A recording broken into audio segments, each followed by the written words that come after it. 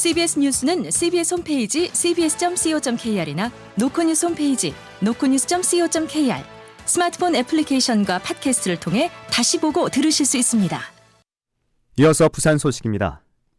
윤석열 대통령이 2030 세계박람회 유치 불발 이후 처음으로 부산을 찾아 시민들을 격려했습니다.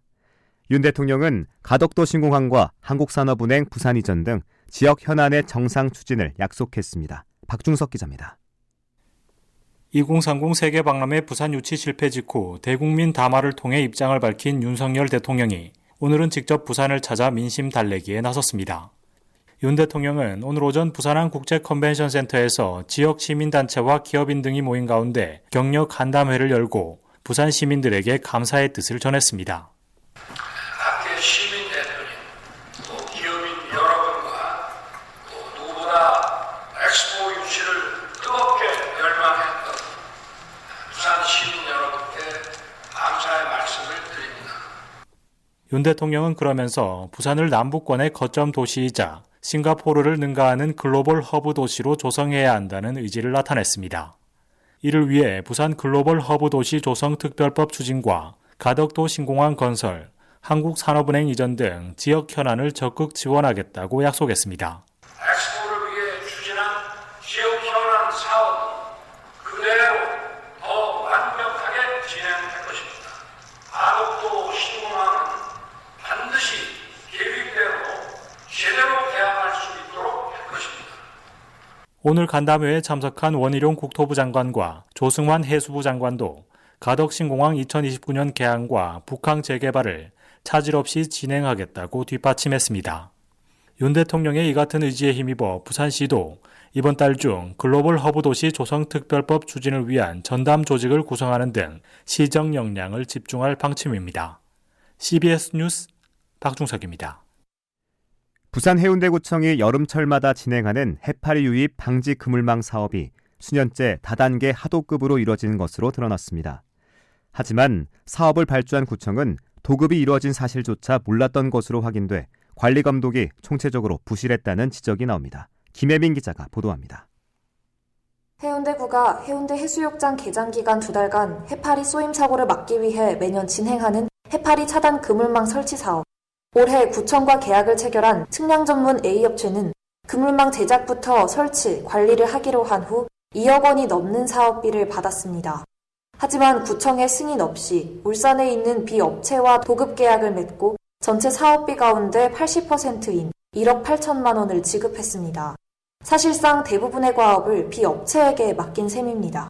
B업체는 지역 5천 개에 또다시 그물망 설치와 철거 업무를 하도급했습니다. 이처럼 해당 사업은 발주처인 해운대구청부터 지역 5천 개까지 하청의 재하청을 거듭하는 다단계 도급 구조로 진행됐습니다.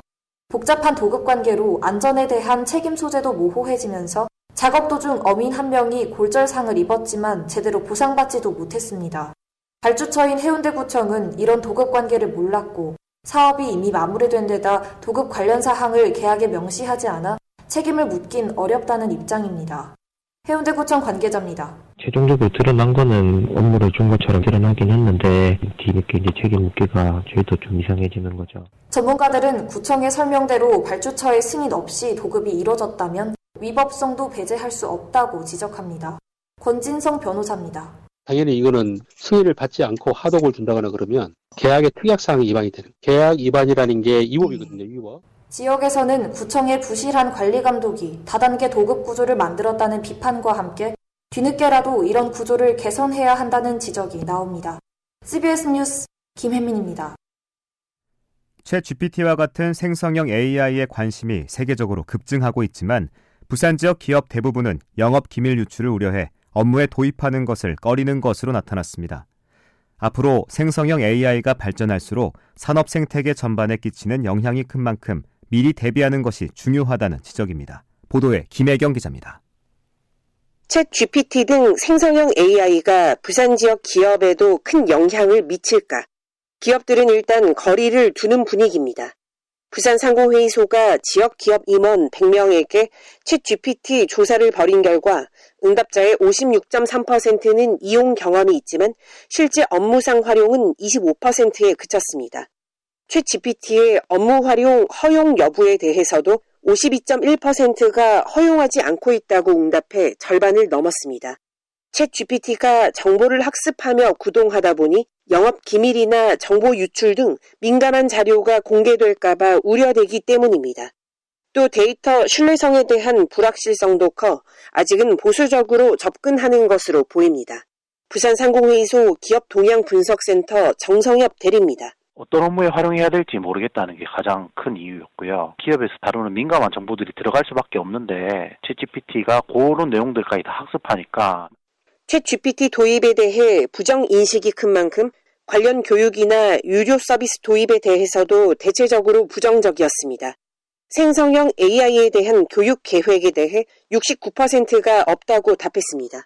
앞으로 기업 경영과 생산성 향상에 도움이 될 것인가에 대한 질문은 잘 모르겠다 46.5%, 아니다 9.9%로 절반을 넘어섰습니다. 하지만 생성형 AI 기술이 업무 분야별 서비스가 다양하게 개발돼 엑셀이나 워드처럼 필수 프로그램으로 자리 잡아 산업 생태계 전반에 변화를 불러올 것으로 예상되는 만큼 지역 기업도 빠르게 대응해 새로운 성장 기회를 만들어야 한다는 지적입니다. CBS 뉴스 김혜경입니다. 내년에 부산의 초등학교 신입생이 2,000명 이상 줄어들면서 부산의 초등학생 수가 사상 처음 14만 명대로 떨어질 것이란 전망이 나왔습니다. 부산시 교육청이 최근 2024학년도 초등학교 입학생 수를 조사한 결과 신입생 수는 2만 1,162명으로 추정됐으며 이는 올해 초등학교 1학년 학생 수 2만 3,184명에 비해 2,022명이 적은 것입니다. 이에 따라 지난 4월 기준 15만 2,219명이던 부산 초등학생 수는 내년에 14만 명대로 떨어질 것으로 보여 저출산과 인구 유출을 반증하고 있다는 해석입니다. 부산시의회가 부산시 2030 엑스포 추진본부의 내년도 예산안을 67% 삭감했습니다. 끝으로 날씨입니다. 부산은 오늘 저녁부터 0.1mm 미만의 약한 빗방울이 떨어지는 곳이 있겠습니다. 내일은 대체로 맑은 가운데 5에서 13도의 기온 분포를 보이겠습니다.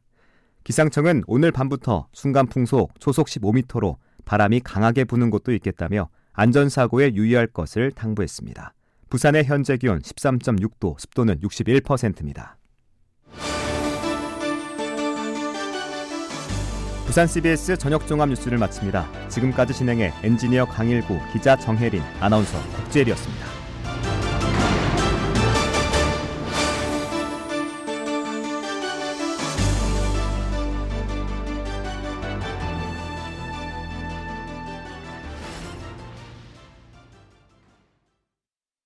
CBS